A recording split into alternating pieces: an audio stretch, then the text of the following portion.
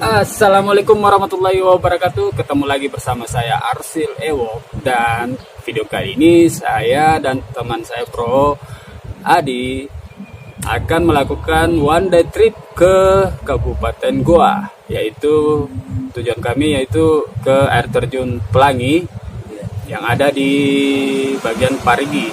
Nah, bagaimana pesona air terjun Pelangi ini? Stay tune terus di channel Arsil Ewok. Oke, lanjut, berangkat.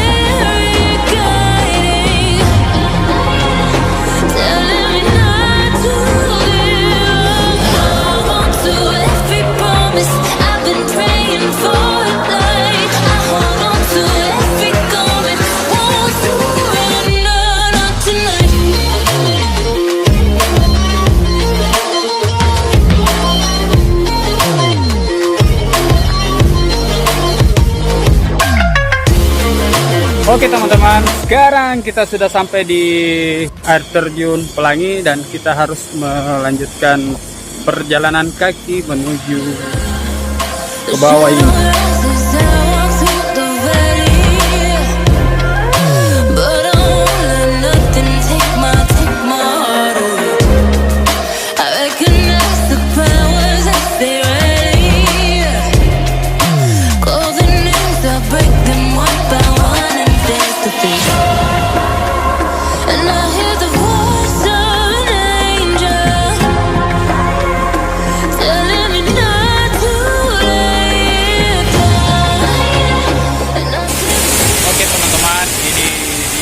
Air terjun Pelangi.